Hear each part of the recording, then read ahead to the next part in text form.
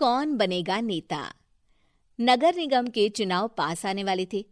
पूरे कानपुर शहर में टिकट को लेकर मारामारी शुरू थी, लेकिन सबसे ज्यादा चर्चा में वार्ड नंबर 40 की सीट थी। वो इसलिए क्योंकि इस बार वहां की सीट महिला के लिए आरक्षित थी। अब सवाल ये था कि चुनाव लड़ेगा कौन। इससे पहले ठाकुर साहब वहां से पार्षद थे और इस बार उन्होंने अपनी पत्नी सीमा ठाकुर को टिकट दिलवाई और ठाकुर साहब की शान के कारण सीमा जी ने 20,000 वोटों से चुनाव जीत लिया। अरे बधाई हो सीमा भाभी, अब तो आप वार्ड की पार्षद बन गई हैं। अब तो हमारे काम आप ही करवाएंगी। अरे ये तो सिर्फ नाम की पार्षद बनी है, वो तो महिला सीट आ गई, वरना पार्षद तो मुझे ही बनना था। अब भले ही चेहरा इसका होगा, लेकिन पावर तो मेरी ही होगी। अरे वाह भाई साहब, क्या दिमाग लगाया है आपने भी।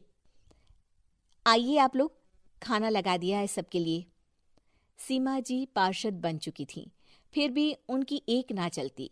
सारे काम ठाकुर साहब खुद ही संभाल लेते और जहां जरूरत पड़ती वहां सीमा जी का अंगूठा लगवा लेते। सीमा जी ज्यादा पढ़ी लिखी भी नहीं थी। एक दिन ठाकुर साहब और सीमा एक प्रोग्राम में जाते हैं। अरे ठाकुर साहब, आप आ गए। ओहो, पार्षद मैडम भी आ गई हैं।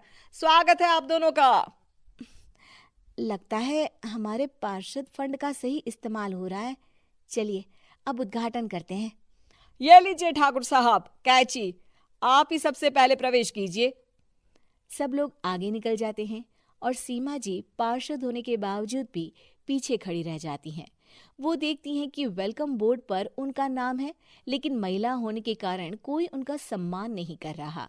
अगले दिन एक आदमी उनके घर आता है। अरे ठाकुर साहब नमस्कार।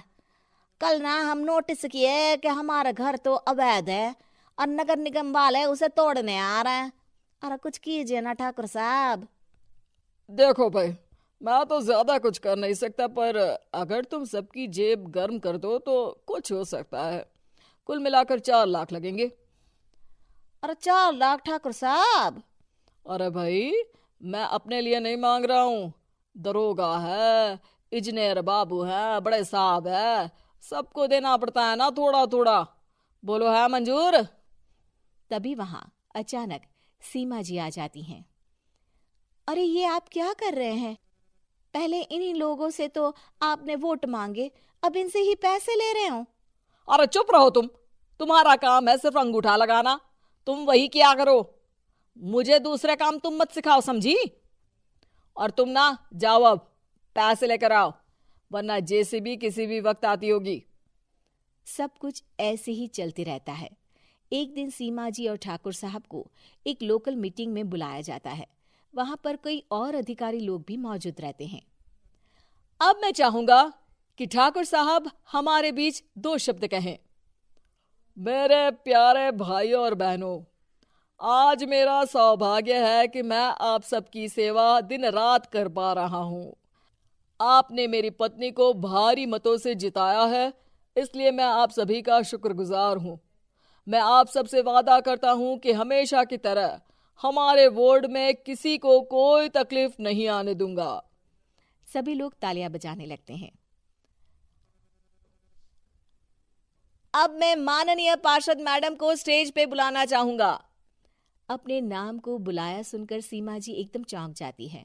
उन्हें बिल्कुल उम्मीद नहीं थी कि इतनी बड़ी जगह उन्हें मंच पर बुलाया जाएगा। जैसे तैसे वो मंच पर चढ़ती हैं।